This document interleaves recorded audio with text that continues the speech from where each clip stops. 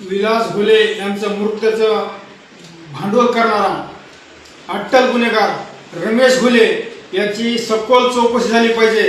रमेश घुले हा खूप मोठा गुंड आहे, अट्टल गुन्हेगार आहे। पोलीस रेकॉर्डवर याच्यावर 12 पेक्षा जास्त गंभीर गुन्हे दाखल आहेत। याचा हा अट्टहास कशासाठी या की स्वतःला वाचवण्यासाठी याच्यावर एनपीडी सारखा गुन्हा दाखल होणार आहे, म्हणून त्याच्यासाठी हा भांडवल करतोय।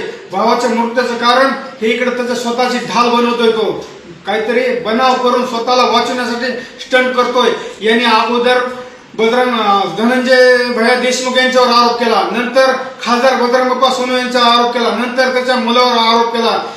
अगोदर रमेश घुले यांची कॉल हिस्ट्री याचा सीडीआर काढला पाहिजे। याला कोण बोलावला होता, याचा बोलवता धनी कोण आहे, हा बोलत नाही, ह्याचा बोलवता धनी दुसराच कोणतरी। आणि यांनी याच्या अगोदर आवादा कंपनीमध्ये जी पहिली खंडणी मागितली, पहिली खंडणी मागणारा हा रमेश घुले।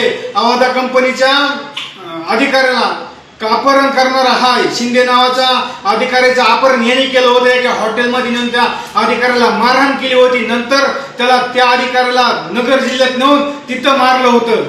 एवढा पोलिसांनी अगोदर याच्यावर काय एनपीडी अंतर्गत गुन्हे दाखल झाले पाहिजेत। लवकरात लवकर पोलिसांनी याचं सगळं सीडीआर काढला, त्याच्या पाठीमागे कोण आहे, बोलत होतं कोण आहे, आणि ह्याचा बनाव काहीच नाही। स्वतःला वाचवण्यासाठी कुणाच तरी बोलण्यावरून करतोय, कुणाला तरी बदनाम करायची आणि सुपारी घेतलेली ह्याचा पहिल्यापासून धंदा। ह्याच्यावर बघा सगळे बलात्कार, खंडणी, चोऱ्या असे गुन्हे दाखल आहेत।